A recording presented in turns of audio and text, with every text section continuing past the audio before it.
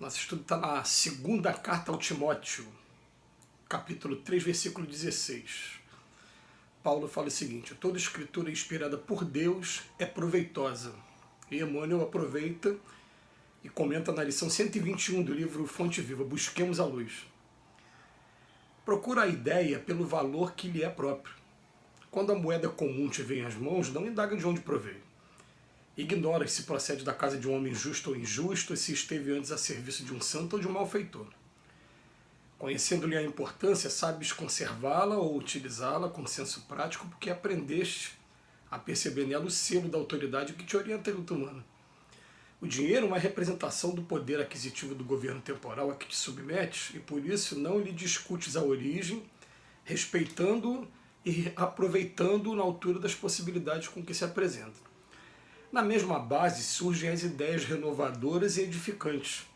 Por que exigir sejam elas subscritas em tua exposição por nossos parentes ou amigos particulares, a fim de que produzam um efeito salutar que esperamos delas em nós e ao redor de nós?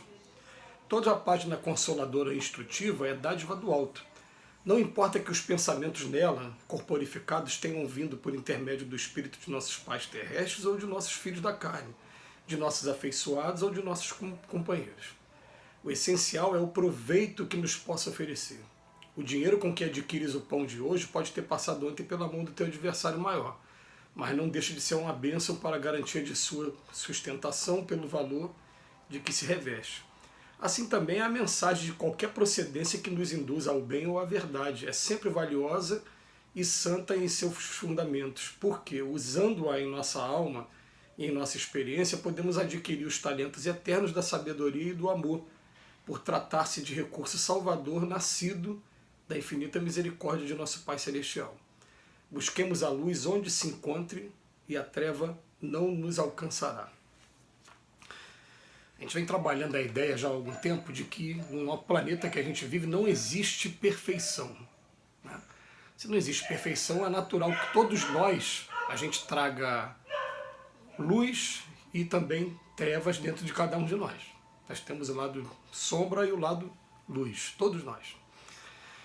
O que Emmanuel está propondo para a gente aqui é que a gente possa estar sempre absorvendo as melhores ideias, aquilo que é edificante de tudo. Se a gente quiser procurar apenas coisas boas, a gente pode até encontrar escritas, de repente, livros que sejam exclusivamente com mensagens edificantes. A gente vai perceber, por exemplo, que a Bíblia Sagrada, ao mesmo tempo que ela traz o Evangelho do nosso Senhor Jesus Cristo, ela também traz histórias de assassinatos de Caim e Abel, ela conta histórias de dominação, ela conta histórias humanas, e por serem humanas, histórias carregadas de problemas também. De maneira que a gente fica pensando assim, poxa, por que Deus não permite que chegue para todos nós exclusivamente ideias boas? É porque nós estamos naquela fase, e Ele vem testando a gente dessa maneira, né? É uma maneira de Deus nos educar, de deixar para que cada um de nós, a gente submeta todas as mensagens que chegam até a gente ao nosso bom senso, à nossa razão, e a gente busca espelhar aquelas que forem boas. Então a gente vai perceber o seguinte: de cada escritor, de cada compositor, de cada poeta, a gente vai pegar coisas boas e de repente vai pegar momentos que não são bons.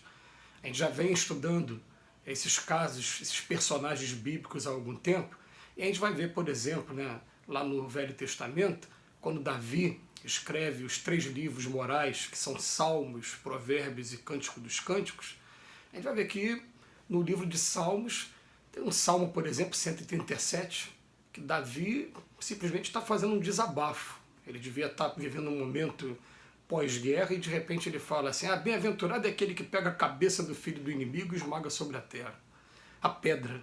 Olha só que mensagem grave, né? Mas aí a gente não pode condenar Davi por esse desabafo, porque ali estava se tratando de um ser humano. Assim como a gente não vai condenar Maria Madalena por conta do seu passado na sensualidade, nem Pedro por ter traído Jesus por 3 vezes, depois do que eles se tornaram, depois do que eles são de símbolo para cada um de nós.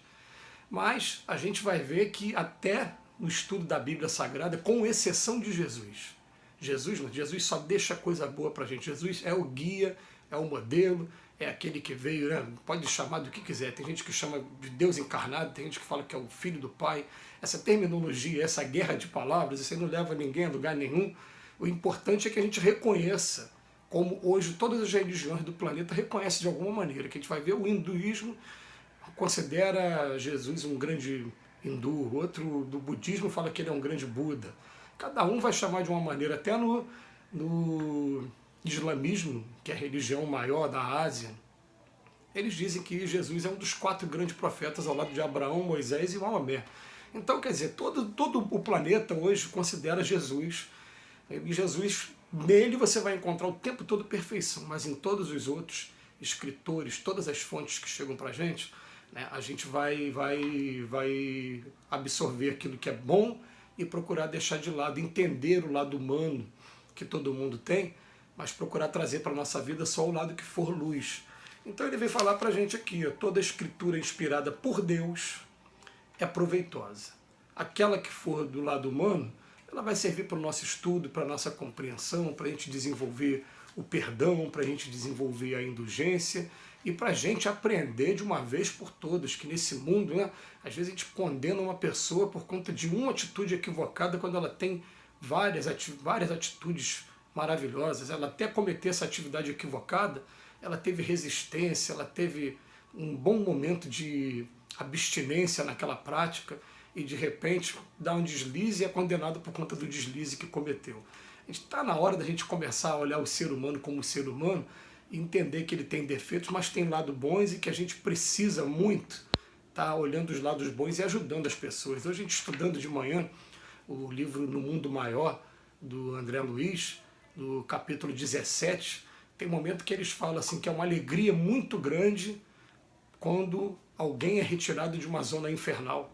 Quer dizer, olha só, os espíritos trabalhadores de verdade, eles estão ali observando aqueles que estão em sofrimento, procurando resgatar o tempo todo. Quando consegue resgatar, é uma alegria para eles. A gente vai pensar assim, ó, o que a gente tem feito com mais facilidade? Condenar ou ajudar alguém que está numa situação complicada, estender as mãos para que aquela pessoa saia da situação que se encontra? E outra pergunta, né? Você acha que no final das contas, como que a gente vai ser julgado? Né? Quem vai ser julgado com mais rigor? Aquele que pegou a pessoa que estava numa areia movediça, apertou a cabeça dele para ele afundar mais rápido, ou aquela pessoa que deu a mão e fez força também com o sol para ajudar a pessoa a sair? Então, quando ele fala busquemos a luz, ele faz até uma comparação com o dinheiro. Ele fala, ó, o dinheiro, ele, quando chega até a nossa mão, a gente não quer saber de onde veio, a gente quer tentar manter. Ele fala assim também é com as ideias. Se a ideia chegou, não importa de que fonte foi.